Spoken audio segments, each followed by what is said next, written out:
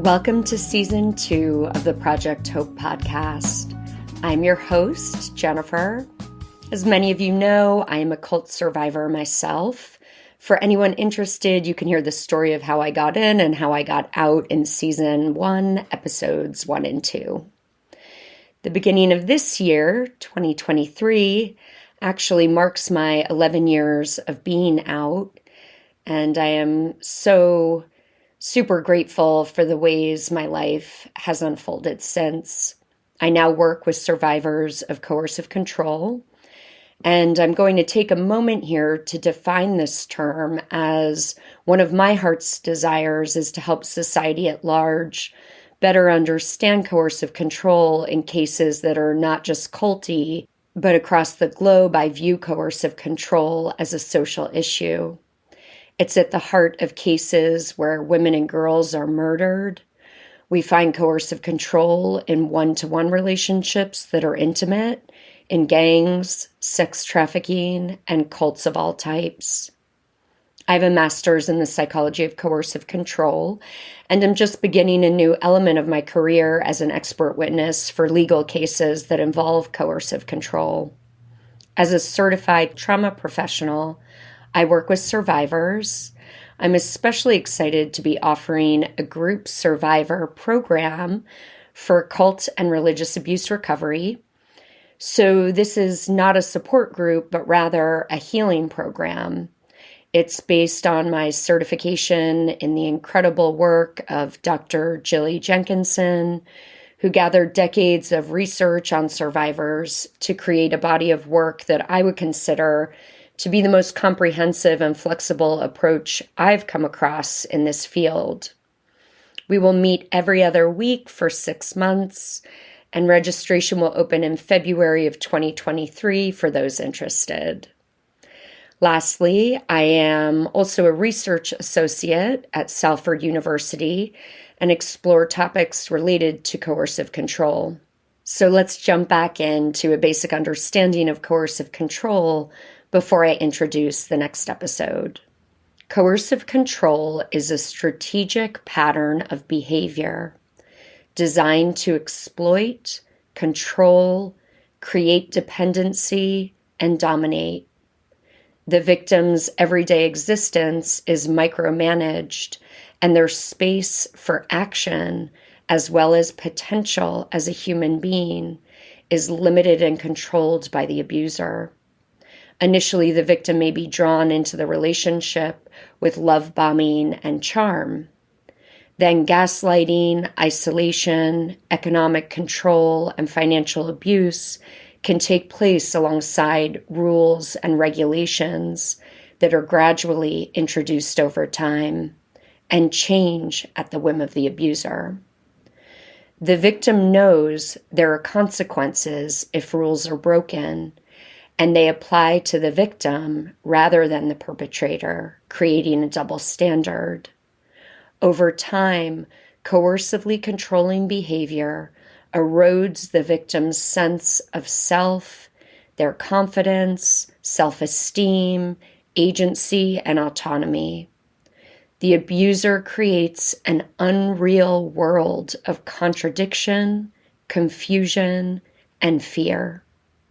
It may be helpful to know that 51% of victims do not even know that they are being abused, manipulated, and controlled.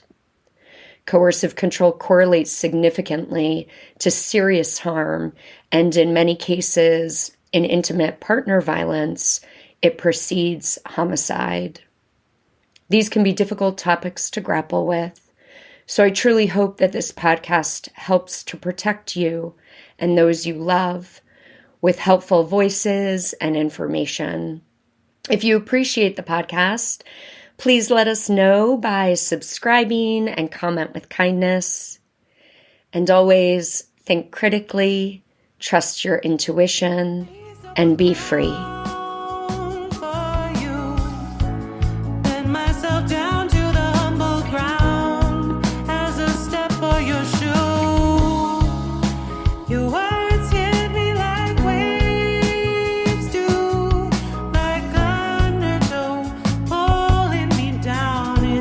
Blue. and welcome everyone to our part 2 of the Project Hope podcast with Debby Shriver. If you didn't catch part 1, you may want to do that before listening to this episode. As a refresh, Debby is a cult survivor advocate, author, and human rights activist. A native of Chicago, Debby earned undergraduate and graduate degrees at the University of Tennessee. Her career led her to serve new students, parents, and undergraduates in the Student Conduct and Orientation Department. Debby spent the last part of her career at the university leading employee training and organizational development. Her focus on children has led her to work as a community volunteer with the Foster Care Review Board, Girl Scouts, YWCA, and American Red Cross. Debby has written a number of books, and she cites as most life-changing her experiences learning from cult survivors while writing Whispering in the Daylight, The Children of Tony Alamo Christian Ministries, and Their Journey to Freedom. Alamo's story is chronicled in the Sundance TV docuseries Ministry of Evil, The Twisted Cult of Tony Alamo, in which Debby appears as their cult expert. Presently, Debby serves as the president of the International Cultic Studies Association and founder and executive director of Keys to Me. Links to everything just mentioned can be found in the show notes. And again, I want to draw your attention to trigger warnings with content around sexual and physical abuse, so please do take care as you listen. And I also wanted to mention, for those of you who have or want to check out Keys to Me, the nonprofit organization that we refer to, you may notice that the upcoming event in March currently has a wait list, but you are welcome to sign up to receive more information about upcoming events.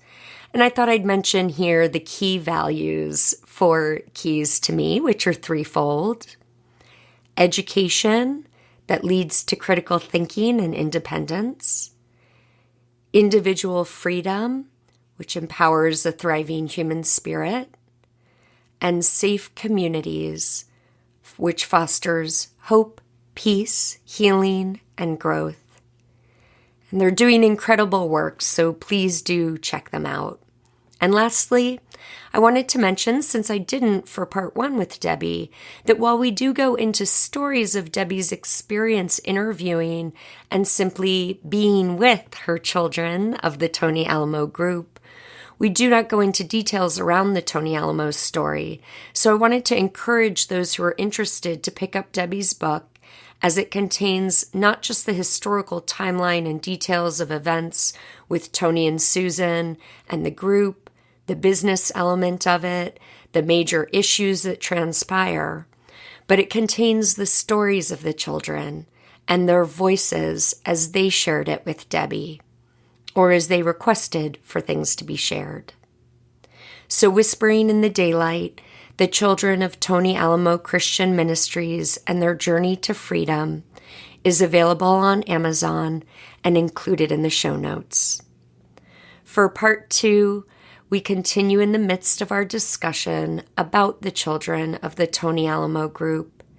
Debby has left off stating that where the work she does circles back to the children is rooted in her acknowledgement that, quote, no child is safe in a coercive environment, end quote. This heartfelt sentiment is where we leave off from our last episode. So please hold that in mind as we dive back into part 2 of the Project Hope podcast with Debby Shriver.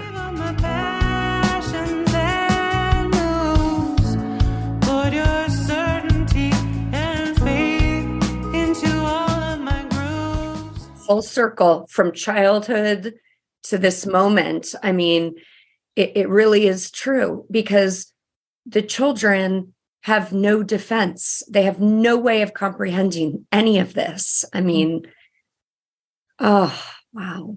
Yeah. Mm-hmm. No, it's so hard. And, they're doing remarkably well, but then they're not. They are, but they aren't.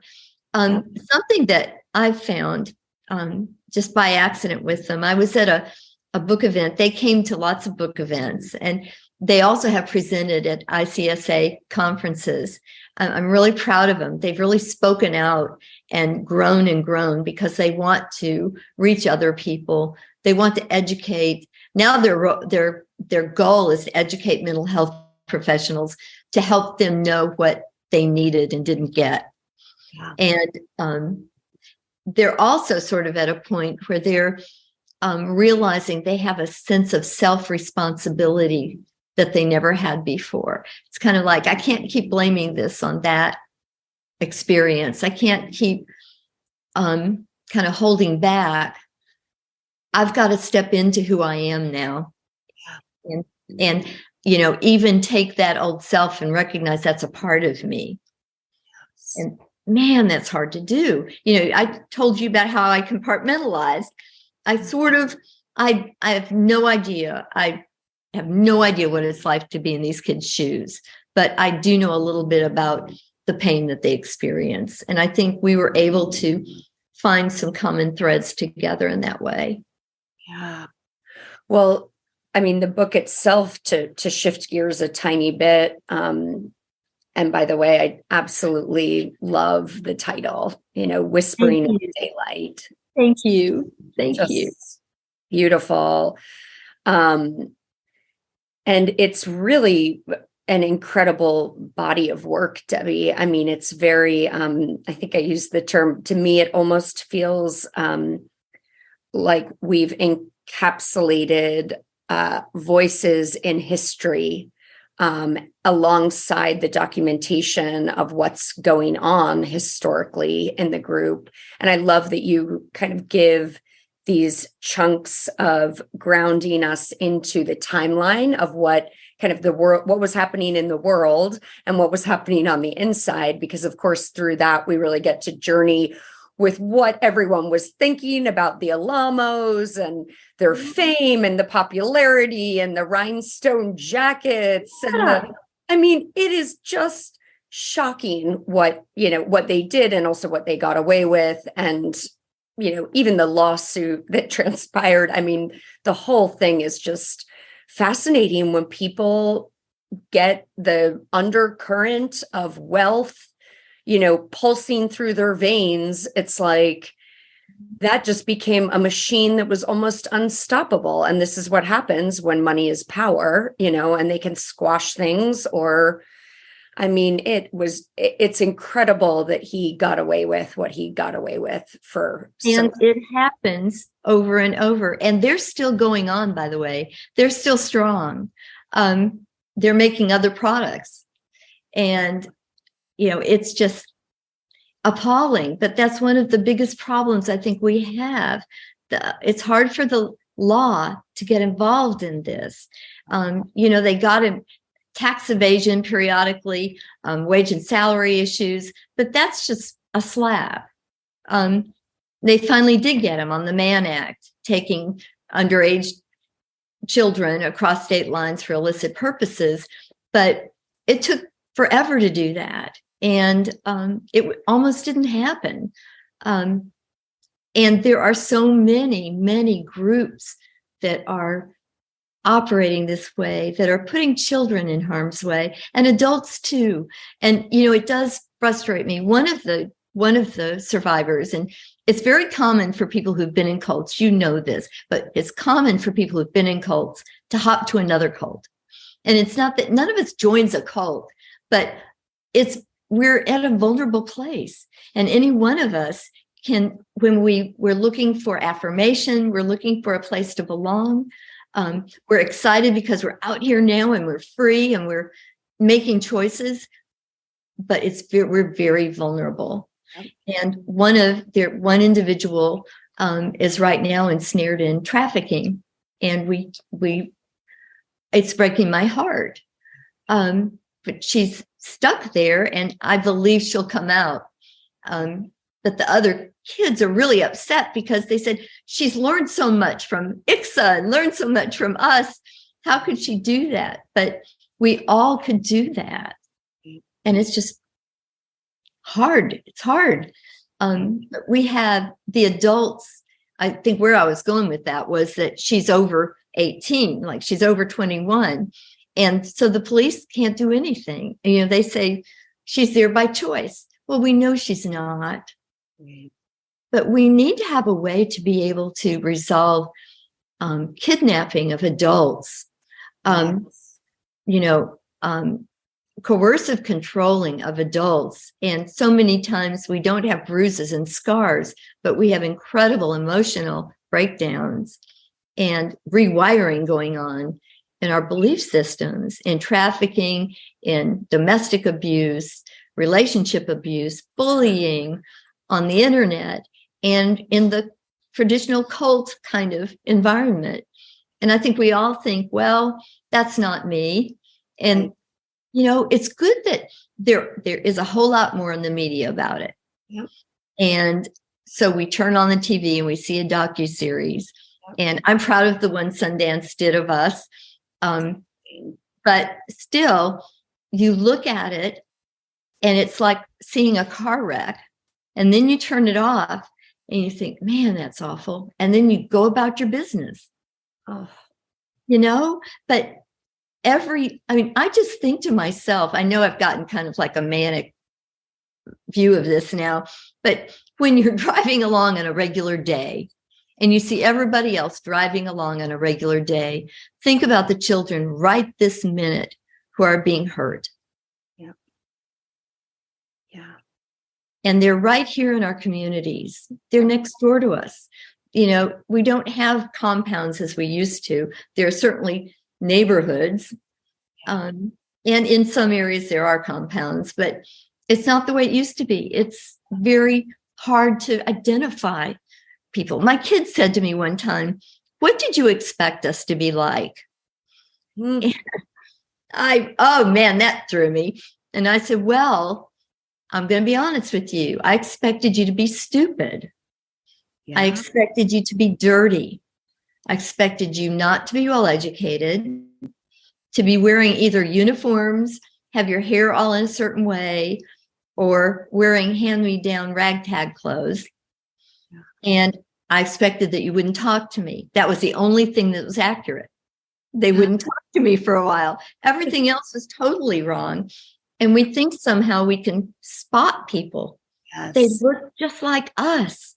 Oh, Debbie, that is such a good point. That's so important. It's so true. And I think, you know, to even bring it into, and I don't mean to be offensive to anyone, because obviously, you know, this just spans pretty much every single environment.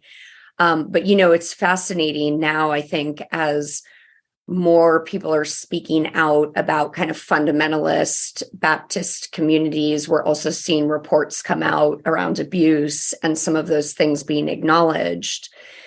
It is really interesting because I think that is just a group microcosm that's a big group, but it's a microcosm of every other kind of environment like that.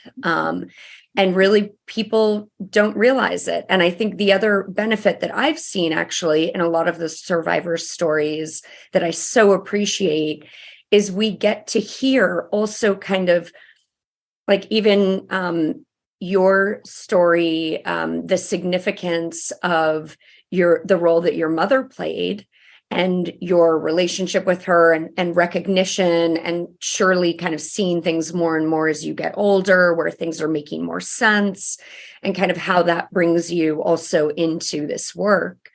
And, you know, so many, like I really appreciated in my interview with a woman named Melissa, who came out of Seventh-day Adventist environment. She is in her, I believe, 50s.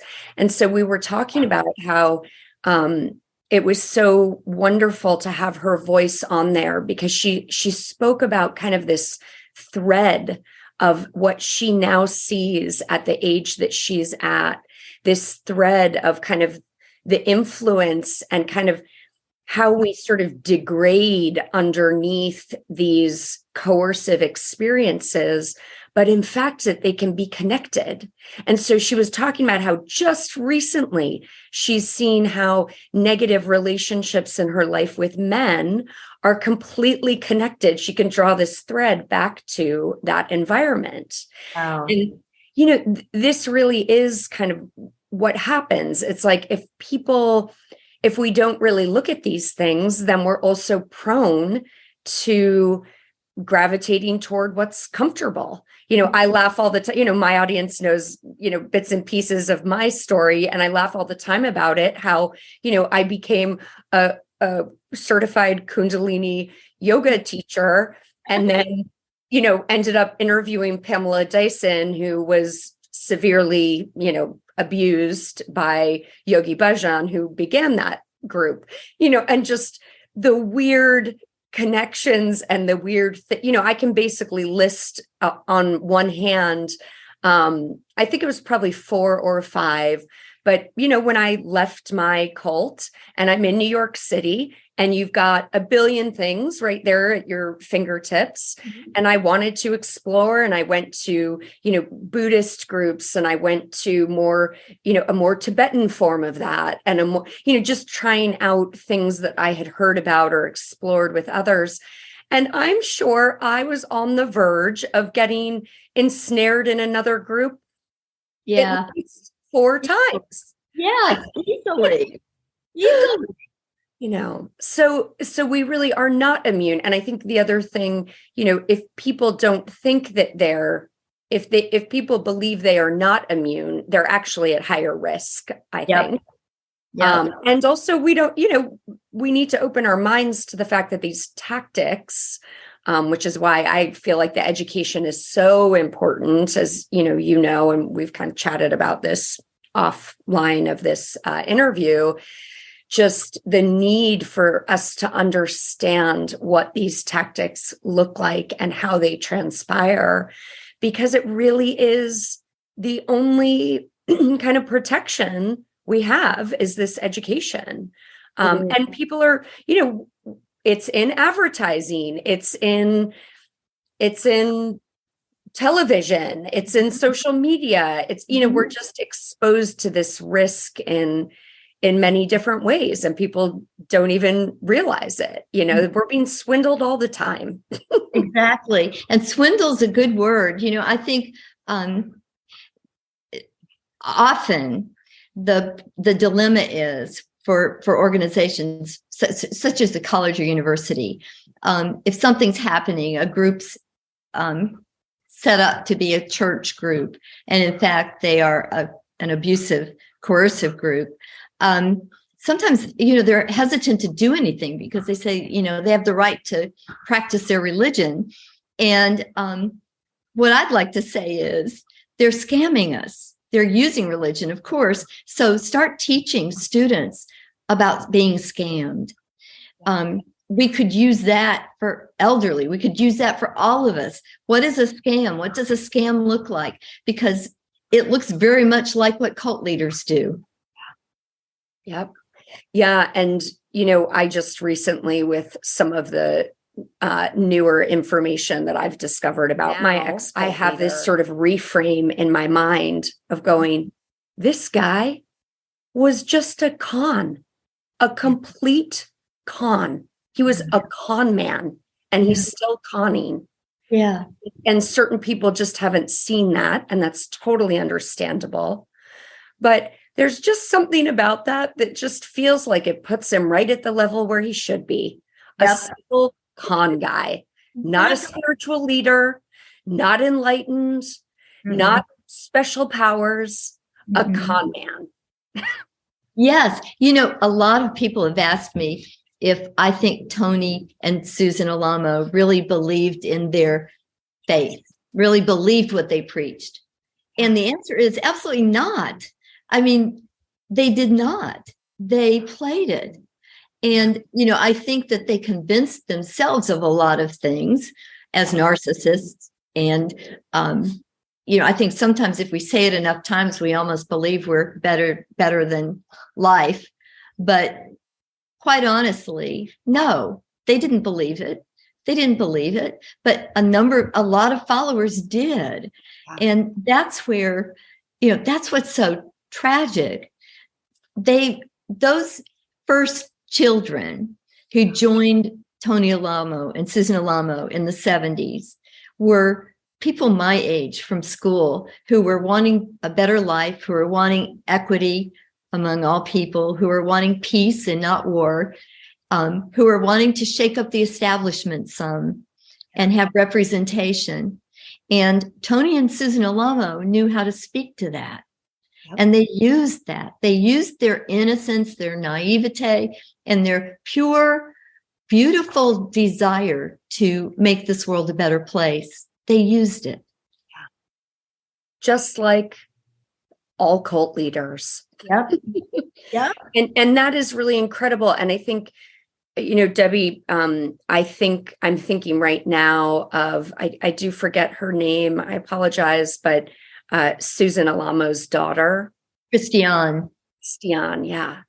And just how, she really speaks to, I think the voices of the family members of the leaders, if we can ever get them, are so important because they fill in these blanks that we don't have as the followers or the ones who have been swindled, and so her story is so powerful because she's able to just speak to who her mother was, that they literally ran these scams, and she was a part of them with her mom, and they even expanded into the scam where you go into church to get free food.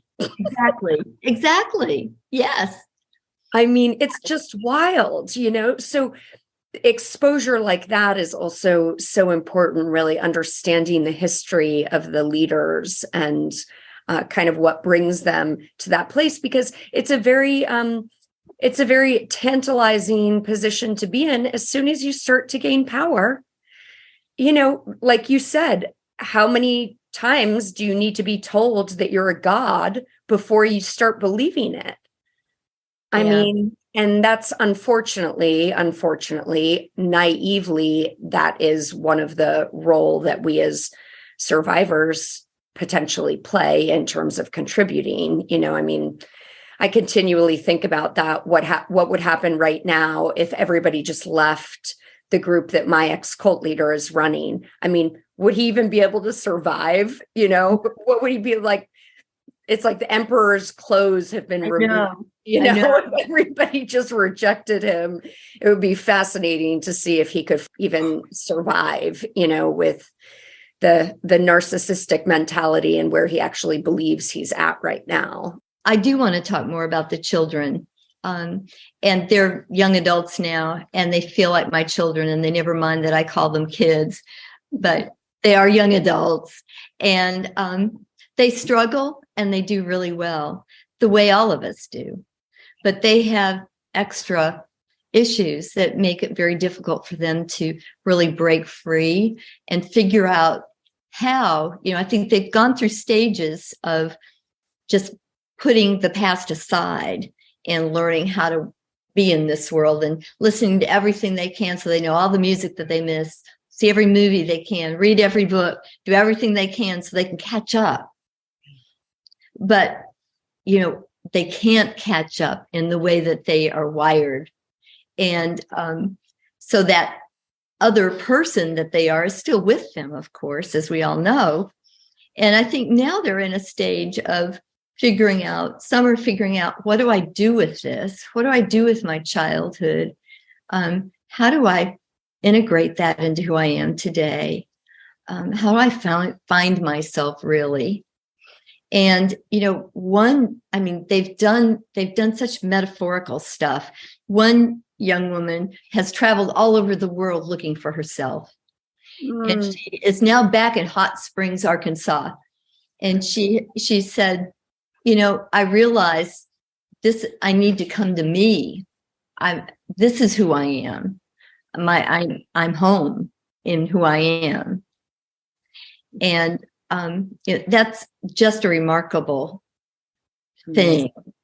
And I think they also struggle with the word survivor. They don't want to be called that. And I sometimes struggle with, what do we call people? Former members, perhaps. For a while, they wanted to be called thrivers because they were thriving and they were so proud of being out there and thriving. But then that doesn't make them feel good anymore. So I think they're still struggling with, what do I call myself? And I hope they can just at some point realize they're human beings, just as we all are. I love that, Debbie. That's really beautiful. And I feel like I sort of identify with that as well, where I do use the term survivor just for the ease. We understand what that means. Right. That others understand what it means. But the truth is, I don't feel an embodiment of that. I feel like there's been a transformation within and a cohesion that just feels like me and my humanness, as you said.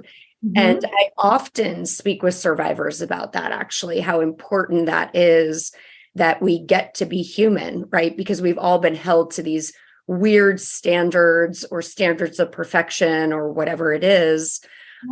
And so really just be understanding again what human even looks like and the freedom to be human. I mean, it really is so freeing. It is freeing that we aren't perfect and we don't need to be perfect. That doesn't even need to be a standard that should or would be held. But again, everybody has a different relationship with that as well. That's just kind of me personally. So I think too, there are more common threads among us than we realize. I had a conversation with one of the Alamo kids, and she was telling me about when she was 13, her little sister was turned into Tony Alamo for punishment. Her father had turned her in. And this young woman was just horribly worried about her little sister. Breaking that story, to feel the sisterly relationship. And I'm thinking of the ones, of course, that were living with him and kind of that struggle of the sister leaving and then coming back because she wanted to be with her sister, and just what transpires is just absolutely heartbreaking. Awful. And, so she was telling me about that again and saying, I'm looking back now, I can't believe I said those things to my father and called him names and was so angry with them. That was horrible of me. And I said, wait a minute, tell me, how old were you again? She said 13. And I said, let me tell you something. First of all, you were protecting your sister, and that was huge. That was very courageous of you. The other thing is, out here in the world, I don't know a 13-year-old girl who hasn't yelled at their parents. And, because we naturally go through a developmental stage at that time. And we talked about it, and she said, really? You mean other people outside the cult do this? I said, yes. And so then she started going back and saying, well, what about this? I'd say, yeah, that too. And then she'd say, what about this? And I'd say, no, that's the cult. That is not something I've experienced or anyone out here really has. And so we were starting, though, to see some common threads that she has with quote unquote normal people. Yeah. And they say it, normal people, people out here. And it helps. I think it would help us even more. We do a lot in ICSA, we do a lot in ICSA to work with SGAs and MGAs, people who've been multiple generations in a cult, as well as the second generation to grow up in a cult. And we do a lot with them to meet each other. And it helps them to know that you are in a group that I can identify with some of the things you were going through. And also you were going through things that were very different from what I went through. And it helps them a lot. And I think it's important. But I think also we need to do a little bit more, almost like a part 2, to start to connect the dots with people out here. I think sometimes, this is nothing like that, but it's the only thing I can compare myself to with this. When I graduated from college, I thought I was hot stuff. I thought I could do anything. I thought whatever I do, whatever work I do, I'm going to go on and be a psychologist. I'm going to be really hot stuff. I know what I'm doing. And, the next year you learn you knew nothing. And if you go to a job after college or high school, you're trained all over again. And I think sometimes we don't do that with our cult survivors.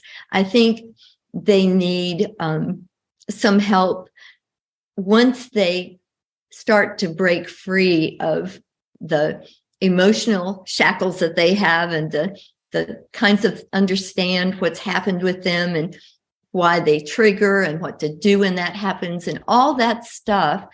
I think the next step is to almost learn life skills that they need to deal with the world out here because they never have. How do you handle working with conflict in the workplace? When is it okay to stand up for yourself and how do you do that? Just some real simple kinds of things that we all need to learn.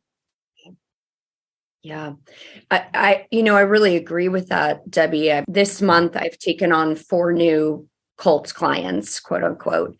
And what's been interesting is with almost all of them, they're coming to me like 5 to 8 years after having left. Mm-hmm. And also that there was some embarrassment that they kind of hadn't dealt with things or taken care of some of these things. And I said to them, actually, that tends to be what I'm seeing more. Each of us have a totally different journey. And so, I'm very aware. It's like some people may need to leave and they just need the basics, right? They need to find money and a home and a roof over their head. Some, like in my case, I really needed a year of massive focus around family and reparations with family to get that grounding and stability that, my intuition kind of knew that I needed more kind of than like therapy. It was like I needed the family thing resolved. Mm-hmm. But I do think that there really is, there are these different phases of kind of empowerment and getting excited or feeling like you do have the tools. You're not really scared anymore that you're going to be in danger because you're sort of educated. But then the trauma starts emerging. Yeah. Or then you find all of a sudden you're feeling, social awkwardness or not wanting to leave the home. I mean, I've spoken to many cult survivors who kind of go into agoraphobia many years later. Mm-hmm. Symptoms also around the body. And when there's been sexual abuse, many years later, things sort of start to show up in the body that we're then able to connect to that experience. So it is very complex. And I think it's an interesting balance between getting help, but also that the individual has to so be trusted in their own healing process and knowing what they need, right? Like somebody from the outside world might go, I don't know that you should be traveling for an entire year exploring the world. Right. Is that really healthy for you? And yet it could be the most perfect thing for that individual, this sort of awakening of after this whole journey and surely all the things that she saw and learned and grew from, but then landing back and having this realization of home is me, Yeah. So it really is, it's very different, each one's journey, but I really think you're right that I too am just kind of acknowledging where I'm starting to see this pattern of some different phase happening years later where there are new things that one is grappling with. Mm-hmm. around the experience. It really is lifelong. It really is. I mean, someone who hasn't grown up in a cult, I still struggle with issues from my childhood. Right. And I think it's just compounded so much more. And, we're expected to have it all together at some point. And really, we don't. And, we don't. And I think, again, getting back to education, and you and I have talked about this, we need more education about cultic trauma. We really do. Our mental health professionals really need some support and help understanding what that is. Actually, this might also be a nice moment just to let everybody know that. So I would like to hear, Debbie, a little bit about kind of how you ended up engaging with ICSA, which is the International Cultic Studies Association. People have heard me mention that before. But also just for everyone's awareness that is being offered this year, both in person and online. So you all can search for that. It's actually ICSA Home is the website, and I'll put it in the show notes as well, so people can check that out. Great. Well, I went to ICSA to learn about cults. Yeah. So it kind of happened at once. And I actually took some of my kids with me. And the year we went was in Washington, D.C. And ICSA usually is right around the 4th of July. And it was. And they'd never seen fireworks before. They'd never ridden the subway. They'd never seen any. Oh, how fabulous. It was so much fun. It was so much and they were with you, so much fun. And I learned so much. I was constantly writing things down. It was okay for me to do that then. And I was just all the time. And it was interesting, on the mall in Washington, there were a lot of booths set up. And there was a cultic group handing out literature. And I was walking along, all of a sudden, my kids weren't with me. And I saw them back there getting literature. And I said, "What are you doing?" And they said, "We're getting this." And what they were doing is they were getting the materials, throwing them away, and going back around in a line again to get more material to throw them away, so nobody would get them. And it was just wonderful to see it through their eyes, and to see their awareness as they started to go to ICSA and meet some people there. I was doing the same thing. And, I felt very uncomfortable with ICSA. I couldn't figure out who this group was. It's such an odd bunch of people, in so many different areas, academicians, mental health professionals, parents looking for their children, survivors, educators, all kinds of people. And I couldn't figure out what the organization really looked like.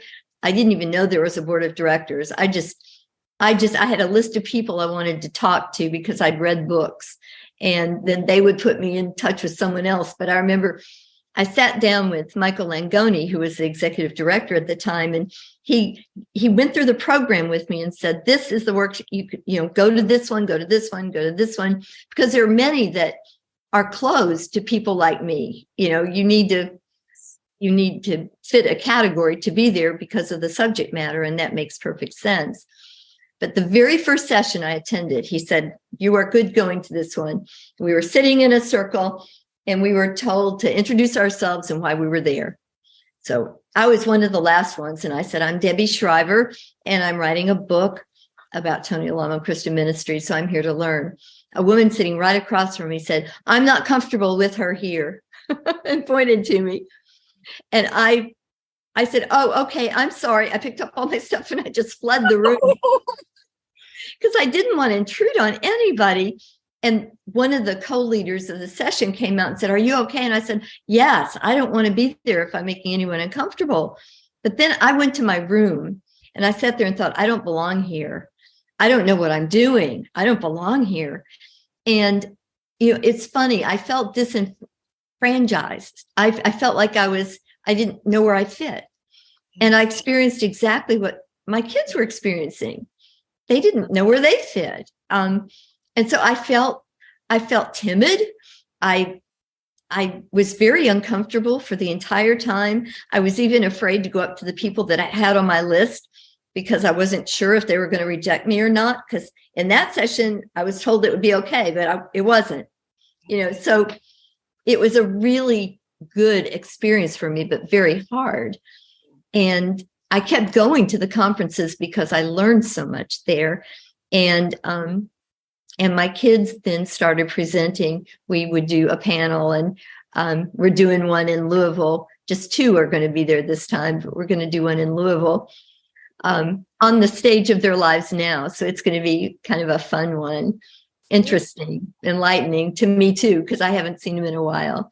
But ICSA, now I'm president of that organization, and I never would have. I mean, honestly, when I was asked to be on the board, I didn't even know what the board did. And when I sat around that table, I thought, what am I doing here? And I think as we've had to really go through some governance changes, we're really growing a lot and asking hard questions of ourselves.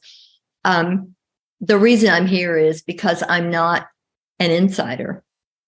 Yeah. And again, there are a lot of people who can do what I'm doing. It's just I happen to be the one who's here, and I'm not an insider. And I think that helps. And I really appreciate the trust. It's a real honor to me to be in this role because I'm being entrusted with the ability to make changes. And I know there are people that want change really quickly.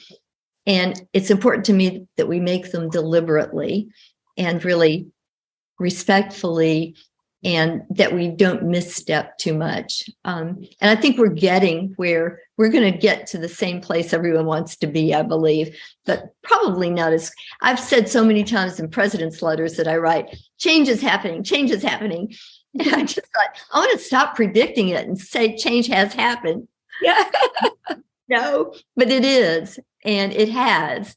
And it's a continues to be a really challenging group because of the diversity in the group.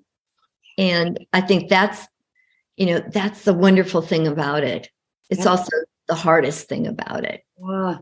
Isn't that fascinating? Those elements. Well, I can say just from the little that I have known you and experienced you, Debbie, I feel that we're just so lucky to have you at the helm there, and with how considerate you are and so capable in all these ways. It's really a lovely match in my opinion. Thank you. I appreciate that. It's important to me that people tell me where I'm not, tell me my blind spots, because I really want to hear from people, the good, the bad, and the ugly. I really want to know. And, I may or may not agree, but I will listen really carefully and consider everything people tell me. I feel as if the communication lines are more open than they have been in the past. I really appreciate that. Thank you for saying that. Yes. Well, that one other thing that I want to get to, Debbie, that I know is a kind of personal passion of yours, if I might be so bold as to say that, is the organization Keys to Me. Yes. Keys to Me. Well, as I was working on Whispering in the Daylight, even though books don't make money, they make a little money. And I said, I cannot make money on your stories. We're not going to, I told them what I estimated, like how much money you get on each book. And they were just like, oh my God, that's nothing. And I said, but if we put it together into something, it can become something bigger. And the kids and I actually decided to set up a foundation. And Keys to Me is that foundation. And it's not an organization with members. We have a board of directors that administers this. And it's twofold. One part of our mission is to educate the public. And that means law enforcement, attorneys, medical people, mental health professionals, educators, general public, parents, teachers, anyone you can think of. about coercive control and specific, I think we wanted to particularly focus on trafficking and cultic abuse, cults, and domestic and relationship abuse, because all those survivors have many similar needs. And in fact, radical youth and gangs have indoctrination, have very similar needs. And so we want to educate the communities about the prevalence, the fact that there are neighbors that this is going on, and how you spot it, what you do if you see something unusual, or if a member of your family seems to be having a different set of beliefs and behaving differently. What are the red flags? What can you do?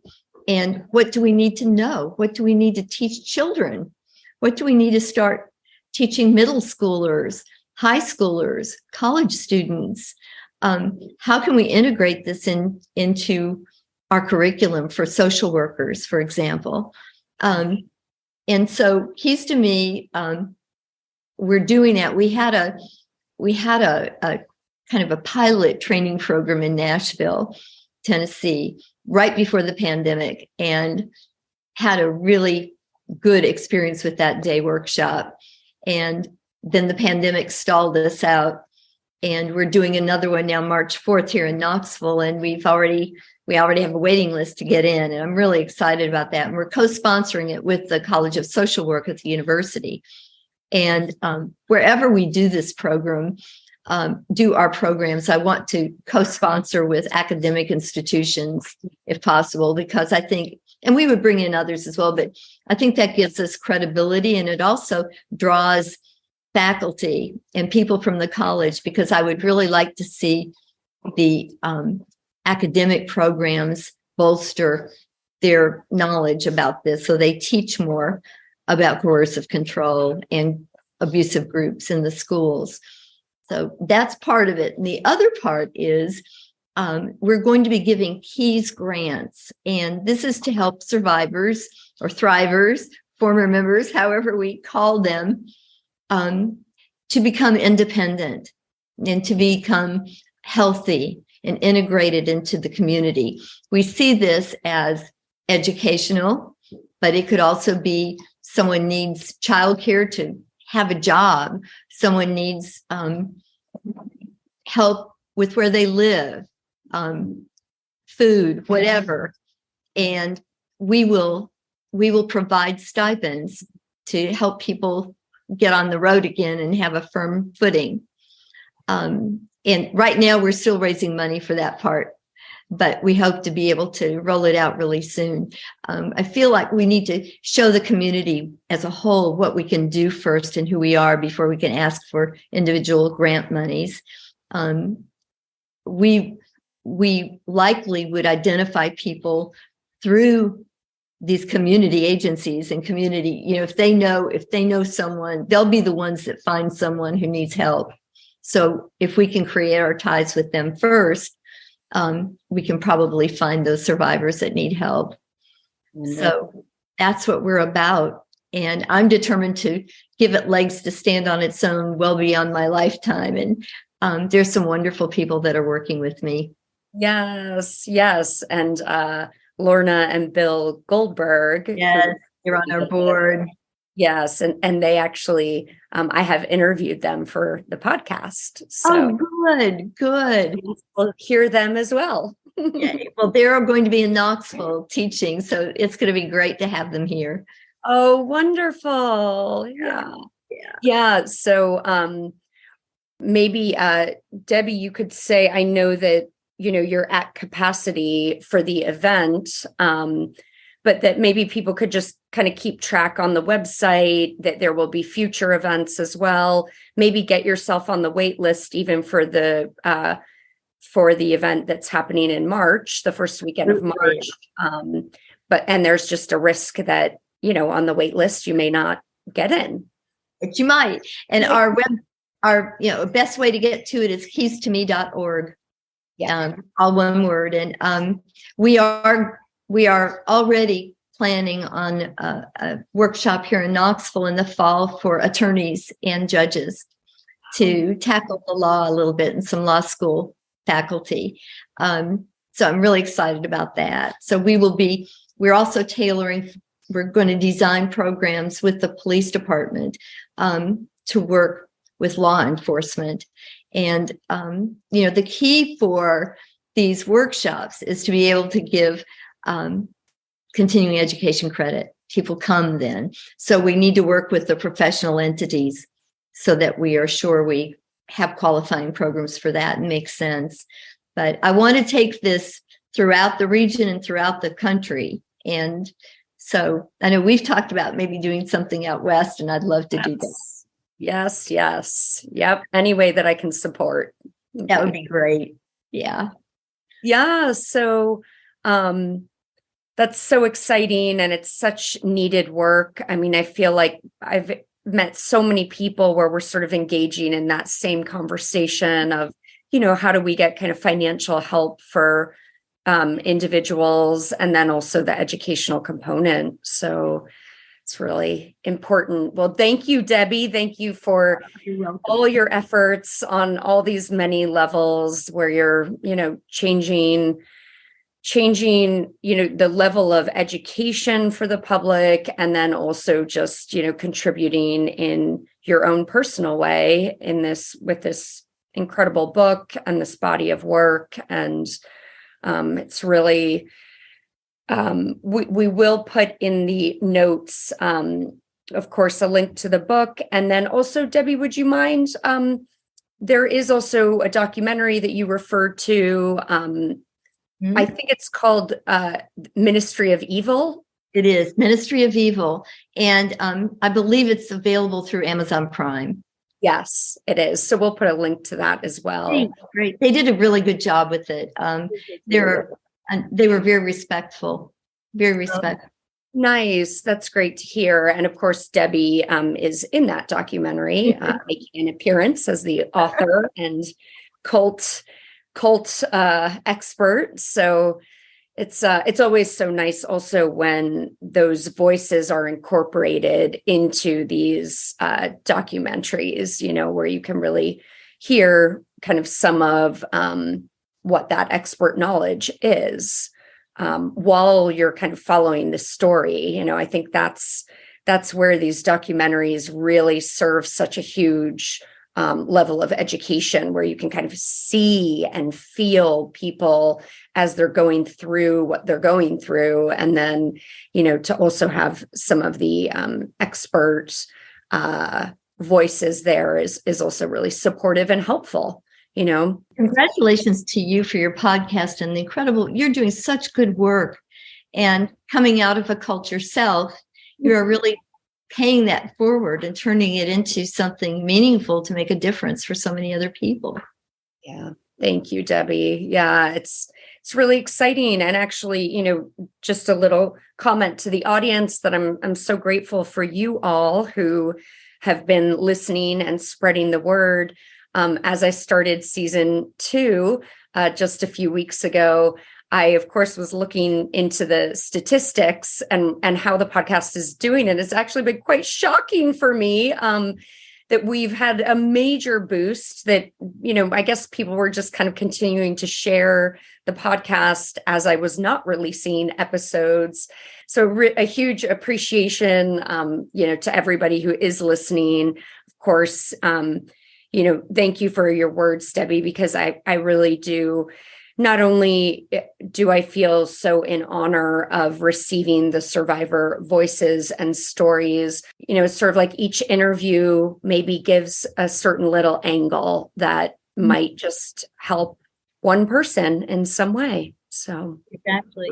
And I think everybody I meet, I would say to people who are telling their stories, it helps me to hear them. Also, a big thank you and acknowledgement, where I'm always a little surprised when people are listening to these podcasts that have had no affiliation or experience, at least that they're aware of. Right. And that's really lovely too. Well, Debbie, thank you so much for joining us. It's such a pleasure to have you. Thank you, Jennifer. It was great to talk with you. I really enjoyed it. Thank you. We so hope that you enjoyed this episode, and please stay tuned for part of Leaving the Cult, the season 2 song written by Jaya Suri. And for all things related to Jaya, her music, ways that you can support her, check out the show notes.